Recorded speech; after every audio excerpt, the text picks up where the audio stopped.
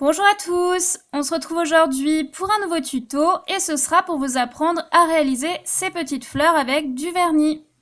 Au niveau du matériel, vous aurez donc besoin de fil de fer ou de fil d'aluminium. Moi, j'ai utilisé du fil d'aluminium de 0,8 mm. Vous aurez également besoin d'un vernis. Donc moi, je vous présente les trois couleurs que j'ai utilisées. C'est du vernis irisé, un peu couleur pastel. Peu importe la marque, le plus important, c'est que votre vernis soit assez liquide pour pouvoir étaler ça sur votre fleur. J'ai ensuite utilisé un feutre quelconque pour pouvoir donner la forme de mes pétales. Et enfin, de quoi couper, donc soit une pince coupante, soit une paire de ciseaux, ça fera l'affaire pour ce tutoriel-là. Et passons maintenant à la réalisation.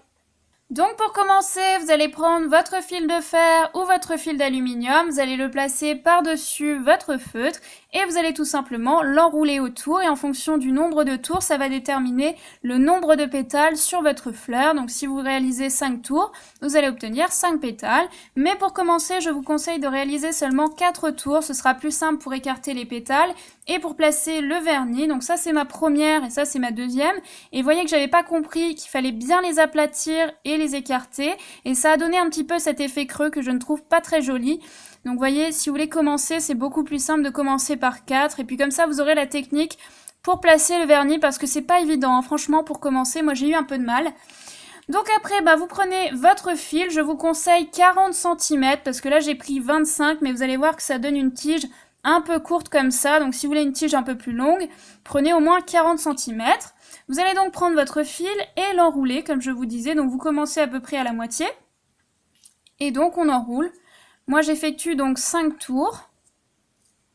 Hop, j'en fais un de l'autre côté. Donc, vous voyez, c'est un peu plus court des fois au niveau du fil. Vous reprenez au pire pour que ce soit à peu près à la même hauteur. Une fois que c'est fait, vous allez prendre vos deux fils là et vous allez les tourner. Vous allez effectuer 2 tours. Il faut bien que ce soit serré. Donc 2 tours, ça suffit. À peu près comme ça, voilà. Ensuite, on sort notre fil. Et on va en prendre un, donc soit celui-là, peu importe.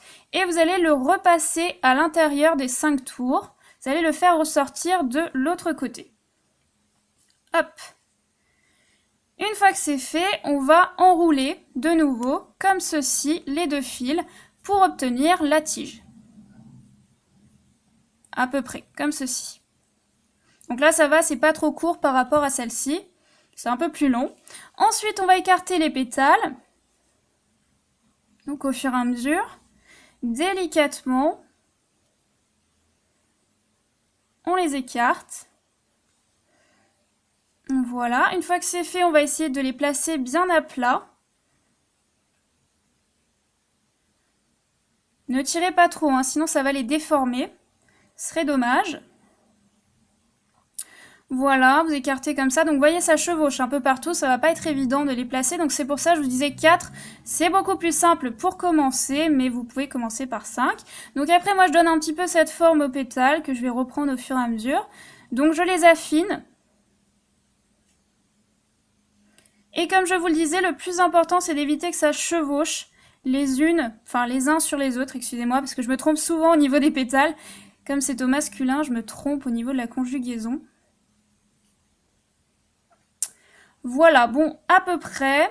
Il faut vraiment que ce soit à plat, bien écarté. Vous donnez une forme un peu allongée. Et ensuite, vous allez prendre de nouveau votre feutre et vous allez donner cet effet un peu courbé au niveau des pétales. C'est pas obligé, mais je trouve que c'est plus sympa. Voilà, à peu près ce que ça donne. Alors après, je prends une feuille pour placer en dessous, pour éviter que le vernis se place sur mon support du dessous. Je prends mon vernis. Un vernis, comme je vous le disais, assez liquide. Donc j'évite d'égoutter, on va dire, le vernis. J'en prends bien une bonne couche, comme ça. Et je vais donc prendre n'importe quelle pétale, la plus simple, on va essayer pour vous montrer. Et donc je vais partir du rebord et je vais placer mon pinceau vraiment à plat. Comme ceci. Donc là, hop, ça a pété. Ça dépend du vernis en fait, hein, vous voyez. Moi j'ai bien fait la manœuvre. Donc vous le placez à plat, comme ceci. Et vous avancez délicatement. Bon là ça marche pas. Allez savoir si c'est le vernis. Honnêtement, je pense que c'est le vernis. Enfin, voyez ce qu'il faut faire, quoi, en gros. Si jamais ça ne marche pas, je changerai de vernis. Hein. C'est dommage. Vous voyez? Là, ça tient. Et ça tient plus. Bah, celui-là est beaucoup trop liquide, je pense, en fait. C'est dommage. Donc là, vous le prenez. Votre pinceau bien à plat. J'ai essayé de faire la macro parce qu'on n'y voit rien depuis tout à l'heure. Voilà. Bien à plat sur votre pétale. Et vous ramenez au bord. Voilà. Je pense que vous avez compris la technique et vous faites ça 5 fois. Et voilà à quoi ça ressemble une fois terminé. J'ai donc laissé sécher environ 30 minutes. Puis j'ai repassé une deuxième couche sur chaque pétale pour que ce soit un peu plus sympa au niveau du rendu, mais surtout pour que ce soit un peu plus solide. J'ai également raccordé les fleurs ensemble avec du fil de fer.